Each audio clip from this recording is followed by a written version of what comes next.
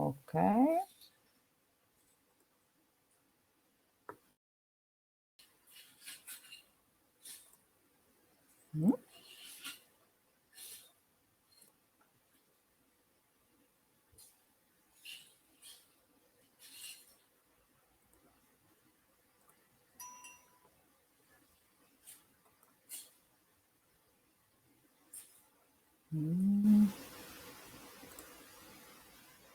Okay.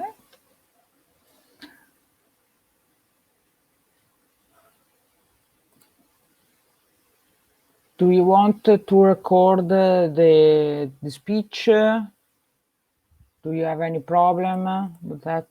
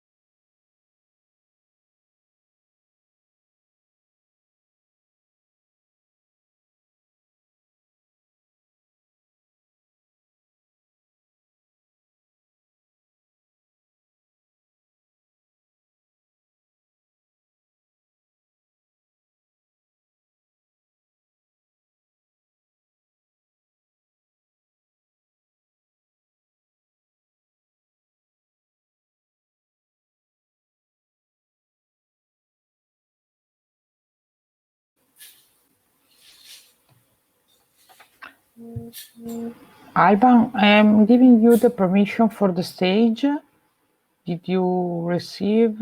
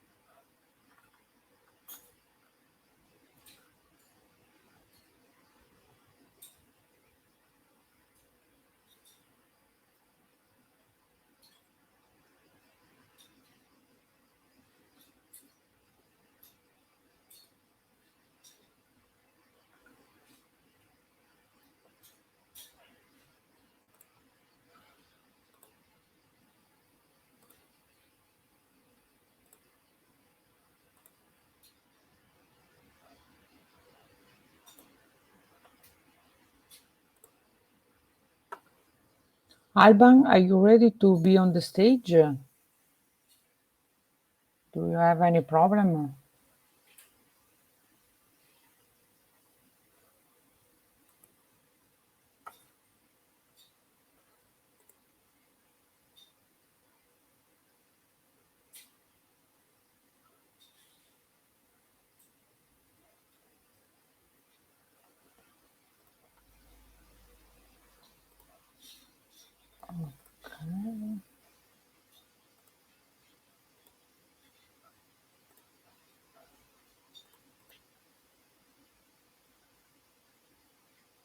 Yes, we cannot hear you, Alban. I'm trying to give you the permission for the stage, but it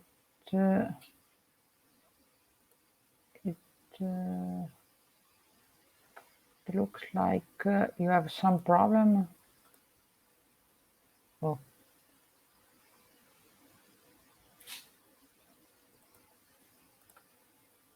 Okay, I try again. What about now? Okay, now it's perfect. Okay, I was showing my screen, so I couldn't see what was happening behind everything. Okay. All right. Okay, so. Okay.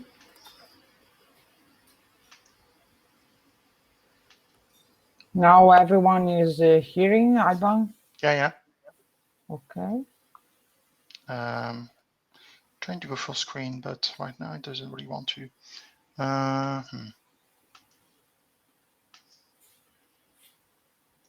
Because we need to hear you. This is one of the most important topic. We want to become millionaire thanks to you. And you can hear me now, yeah? Okay. Yeah? Okay. Okay. All right, okay, so I'm starting, yeah? Yes, you can start.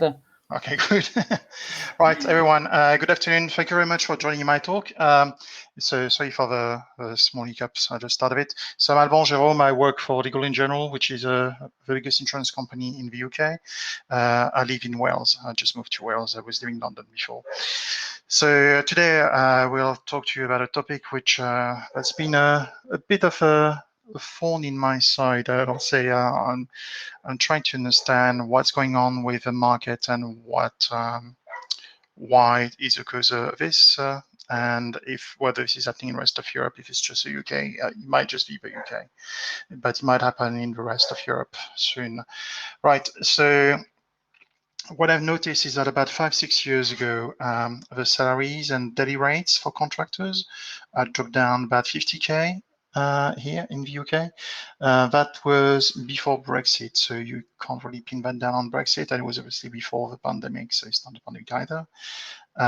So I think it might be data science becoming more popular, and maybe data science vendors throwing us web analytics and data and digital analysts under the bus to try to make the case for data science by saying, hey, data scientists can analyze all data, not just web and digital data, which is not entirely true, but that's what happened. But we'll see later in discussion.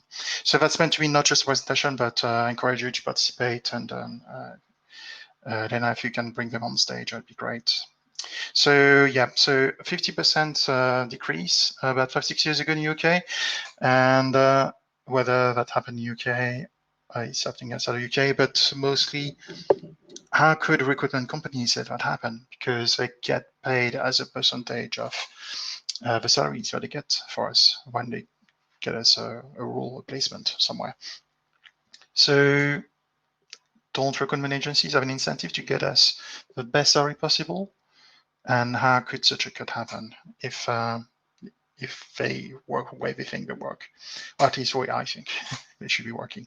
So before getting straight into the topic, so like I mentioned briefly, I used to live in London, and I was taking part in many networking events that happened at private clubs. So I would meet ladies, bigger groups of ladies, a bit like that, in those very fancy places.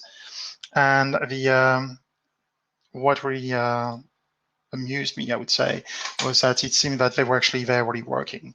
So by working, I don't mean anything lewd or salacious, so not sex workers or anything like that, but they were probably models struggling to make ends meet, hired by the venue, the club, to help them make money by selling more drinks. So as a patron, like someone who's not paid to be in those places, you would maybe would want to buy one of those nice-looking ladies a drink, and that makes the club money. So I think it has something in common with how recruitment companies work, because those clubs, without having models that they pay to encourage patrons to buy them drinks, they would make less money, then might actually not be able to survive.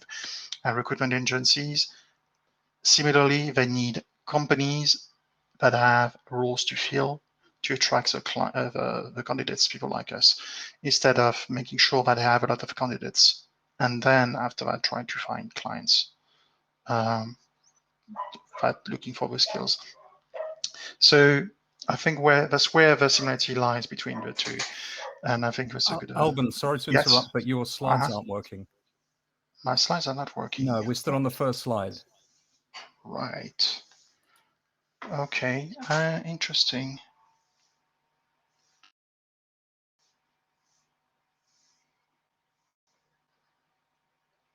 Okay, I guess, I'm always sharing the same way. Just seeing the slides in the kind of raw format, not in the presentation mode. Maybe share entire screen. Okay, share entire screen.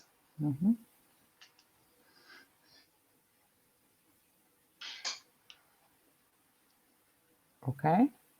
What about now? Is it moving? Yes, they are moving now. Everything okay, so is to share the entire screen instead of just the tab. Okay, so we'd meet a group of maybe 8 or 10 ladies at private clubs, and they're working, they're actually helping the clubs make money. And so recruitment agencies, they have to also rely on clients first to have the roles to fill, and then only then they try to get candidates like us to work for them. Right. So make sure that I got everything in sync here.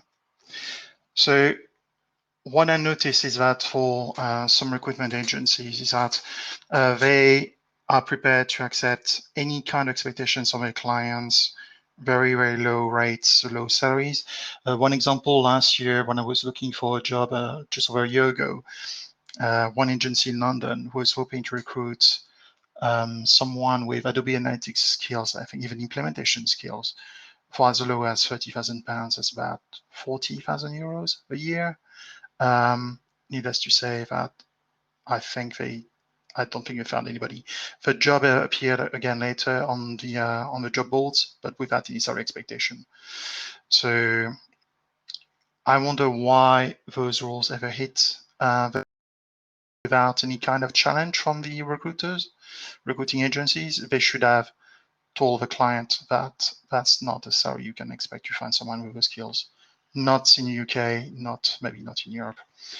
So I think that a lot of recruiters are actually prepared to take on board any kind of realistic expectations, try their best maybe to find someone, and then but they know right away that actually they probably wouldn't be any candidates of those low salary expectations, and sometimes it's the salary is very low, but also the list of skills is like a long laundry list of different skills that they want, and sometimes with years of experience that go over the years of the technology has been available. For example, someone asking for Kubernetes skills, 8 or 10 years of that, when actually the tool I think has only been around for 5 years. So sometimes the other clients don't really do the research they should be doing. So to be sure, so some recruiters are quite new to the field, so they not really maybe understand that expectations of their clients actually is unrealistic. But I think some of them are prepared to accept anything on board just to have maybe a potential client or repeat client for more jobs in future. So rather than burn the bridges right from the start by saying, no, you can't have a candidate with those expectations, you of course will take on board and will try to find a candidate or a couple of candidates for you. Right. So what I think recruiters are doing, I don't know if it's correct or not, because I don't work in that field. Sorry, but the what a recruiter can do is accept high expectations from clients, low salaries offered, but they make up for it in volume. So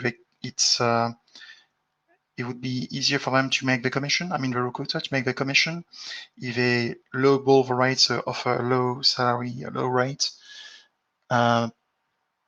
where they think they can still attract candidates, but they multiply that by the volume of jobs that are coming to companies. So hence the comparison I was making at the start of the presentation, where with clubs, the private clubs, they will try to attract a volume of clients, and then for each of the jobs that those clients try to accept the low rates of the clients, so low salaries offered, but make up for it in volume. So imagine that if you go for a very rare profile, like the example I was giving earlier, Adobe Analytics implementation specialist.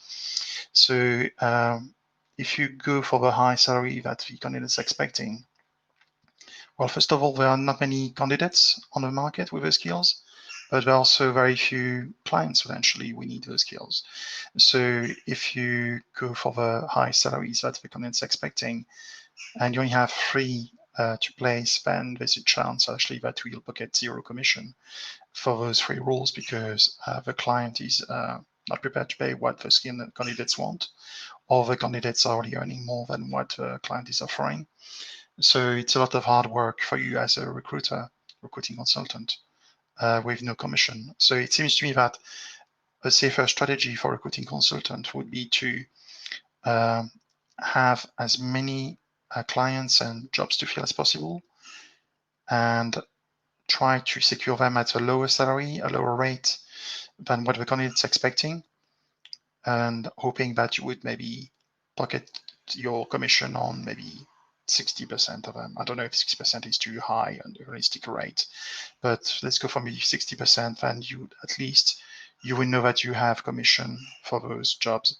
If you try to, if you have very few rules, very few candidates to play with, then if you miss if you fail to secure a role for those candidates, then it's no commission for you. So I think maybe that's what's at play here as well. And also bear in mind that the recruiters, the recruiting agencies are competition with one another. So they're always afraid of losing a potential client to a competing agency, a competing recruitment agency. So that's always this tension there, I think. They have to, they want to avoid a roller coaster of afraid of maybe having managed to place candidates at high salaries, but then the next month they might not have that commission. So senior candidates, I think most recruitment agencies, they might not really cater to them. So it seems to me, at least from what I've seen in the UK, that recruitment agencies really focus on junior candidates. If you're a senior candidate, I'm not seeing many roles, senior roles. Not that I'm looking actively or anything, but I check from time to time to see what's there, to see what kind of skills the companies are looking for. And it seems to me that most jobs actually, they're really junior roles.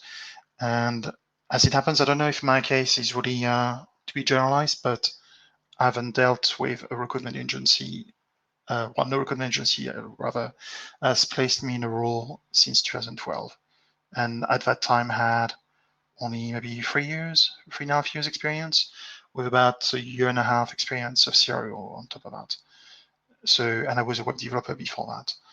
So every other contact I had with agencies, the role was not suitable, it was too junior, or it was a wrong stack. Yeah, so it seems to me that the agency is not really focusing on the senior roles that could be interesting to someone like me.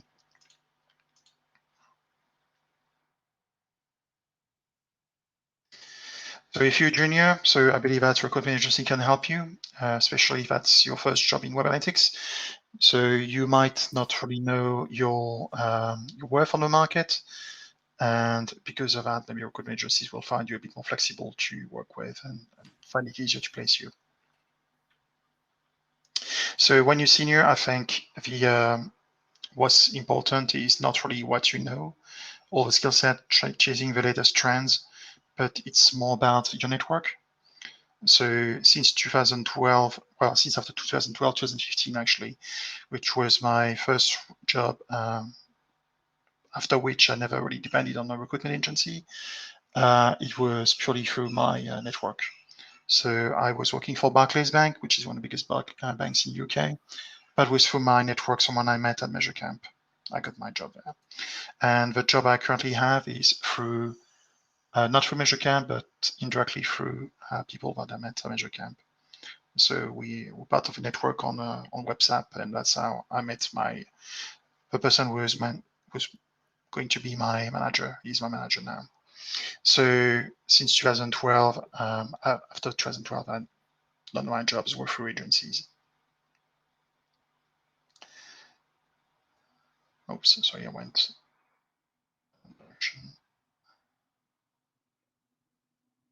So current salary. So one of the questions recruiters often ask you is, what's your current salary? And what I found actually only not that long ago is, well, before that I was playing along, I was very honest, okay, that's my current salary. But maybe a smarter answer is to politely decline to answer. So if the agency asks you, what's your salary, just tell them, no, I'm sorry, I'm not prepared to say that.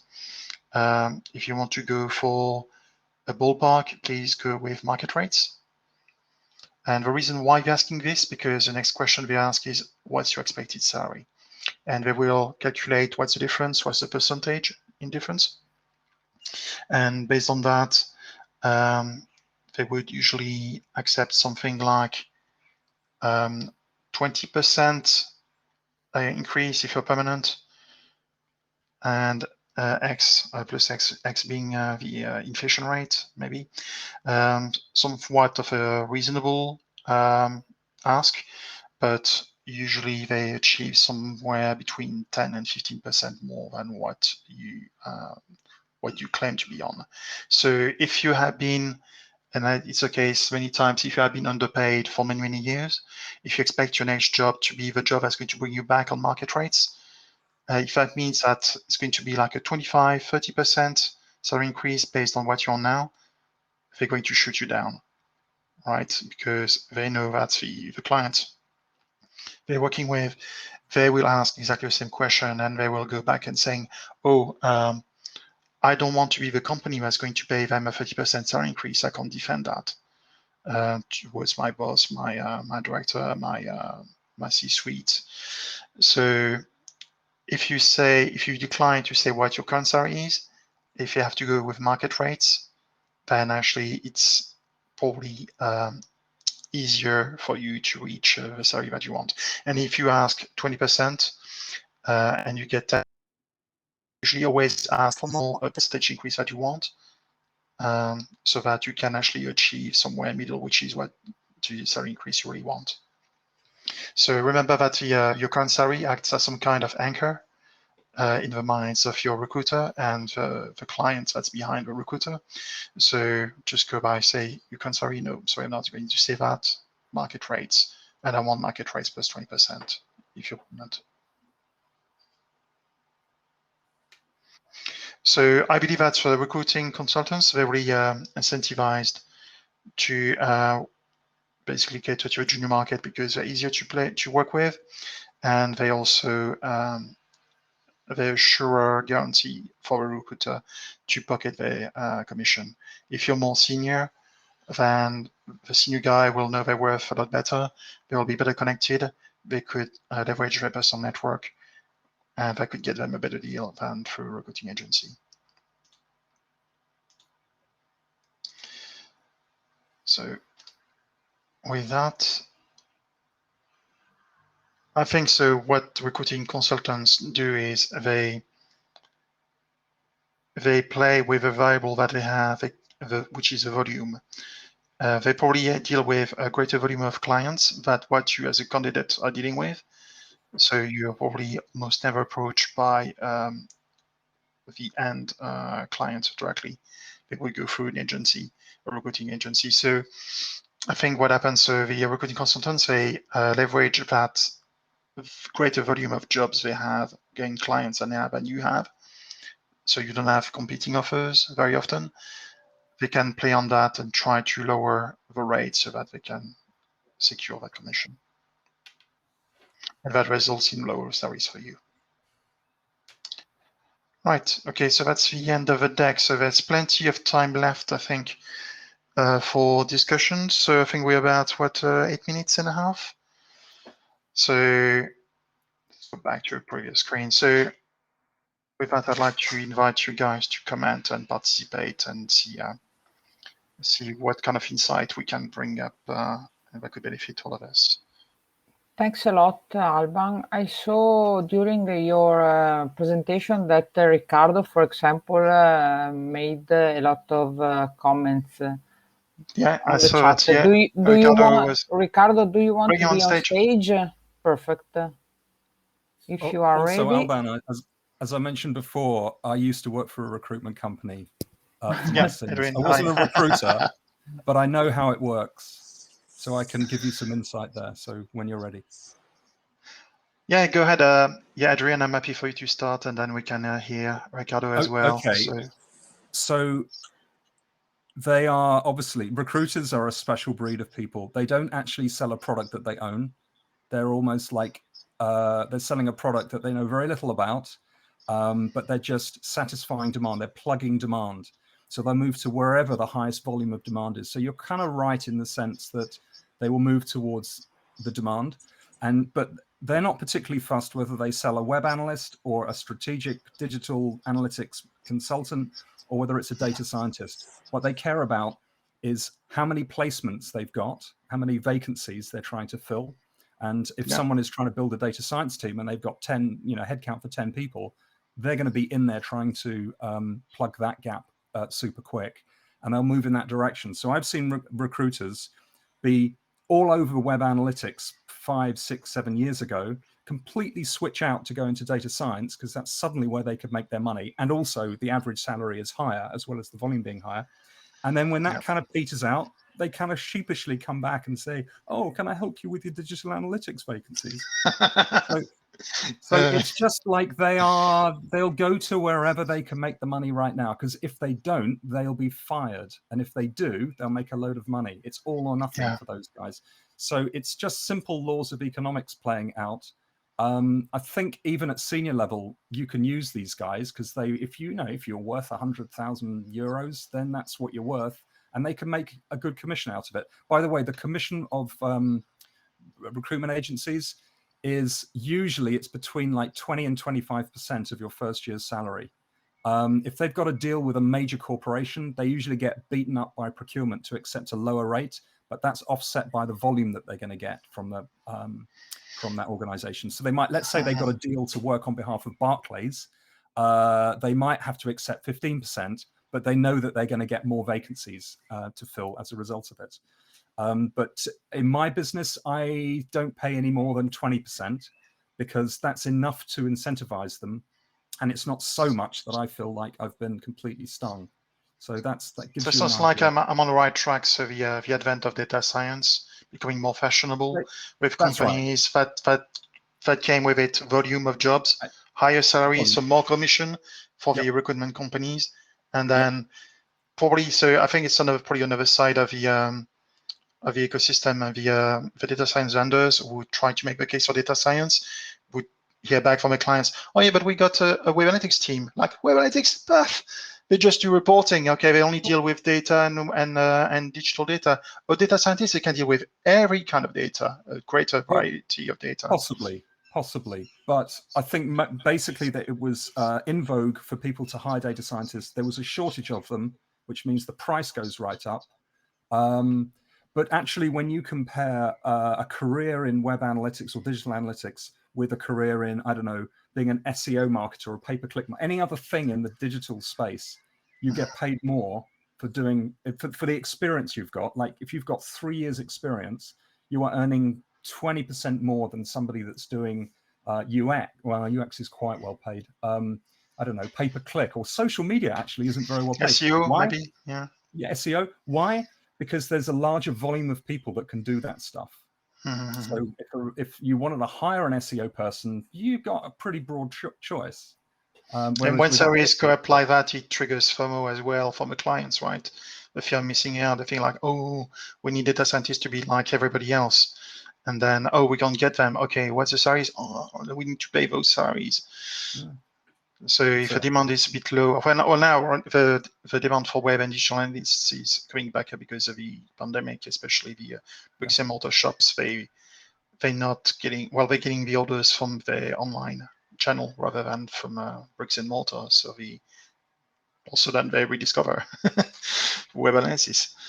Yeah.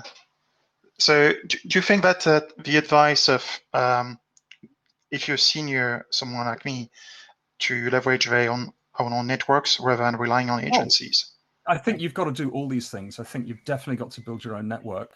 And don't rely on recruitment consultants, but recruitment consultants will be interested in placing you if they've got a vacancy. If they got demand, yeah, that's the thing. It's probably not that many. The other thing that I've been writing about recently, you've probably seen on LinkedIn, a lot of people are arguing for the whole new normal is going to include a lot of remote working, and I should be paid the same money whether I'm in the office or not in the office.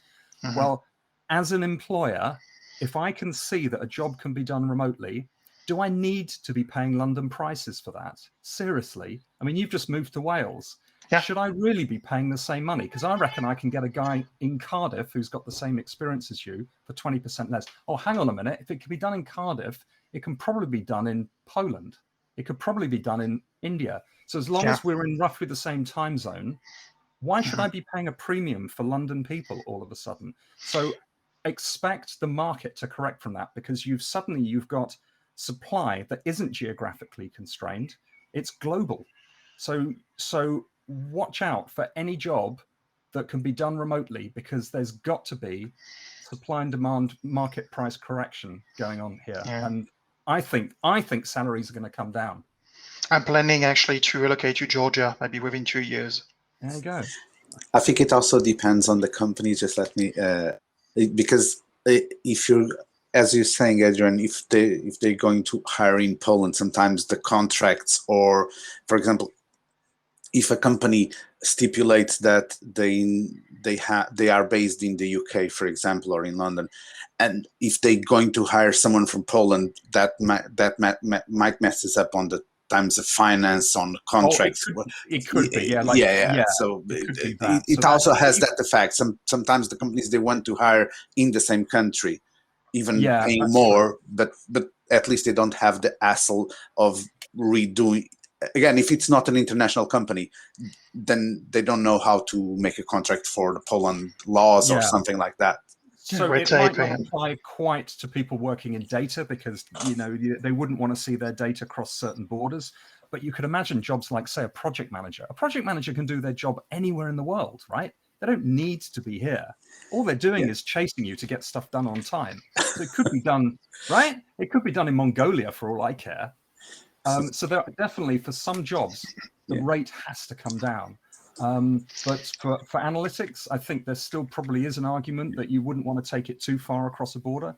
I still think there's got to be some kind of market correction. We have 5 seconds left, guys. Yes, we have 2 minutes, and there is a question, and if someone of you wants to answer, is the current salary part of your references if the company asks for it? That's what I was going to say. I never say my salary. It's part of your company's personal data. So if I'm going to be, I would say this to the interviewer, and I said it. So if I'm hired, and then if I'm getting approached, do you want me to say how much do I earn? No, because so don't ask me that question as well, because I can give you what are my expectations, the salary that I will be happy with, and I would like to progress in my job, but my current salary shouldn't be taken into the equation. I might be on £1.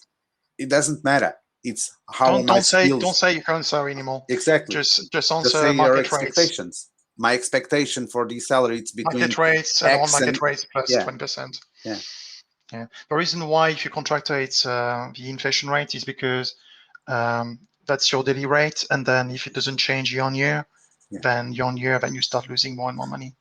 And if the employer says the bracket is also that they want to pay, then we can see it automatically before applying if there's a match as well. So that's where sometimes the recruitment agencies are good, because when they first contact you, they ask you what are your expectations, and if your expectations don't fit the role that they're recruiting for, then okay, thank you. If I have any other, sometimes, and if you're going directly to the employer, and if they want to, sometimes they don't want to say it, they just want to pay the less. And that's where you have a little bit of a juggle between what are your expectations and basically that's it. I think you need to believe in yourself and in your skills, and if you do a good job, then just stick for it. Okay, I think we should wrap it up here. Thank you very much, Adrian and Ricardo, for your comments. There is another. Okay, there is another question. I'm just saying that you can find for sure Alban and Ricardo in the main room, and so find me in the main room or via feel Twitter, free LinkedIn. To ask him. I'll be sharing the deck. I'll be sharing the deck via Twitter. Yeah. Okay. So get in touch with me, and happy to continue the discussion after this session. I don't want to, of course, to block the room for the next one. I can guarantee that Alban is very available to answer, because I asked a lot of questions in the past, and he always answered me. So cool. Thank you very much. Thanks, Elena. All right. Bye. Thanks, everyone. Okay. See you soon. Bye. See you soon.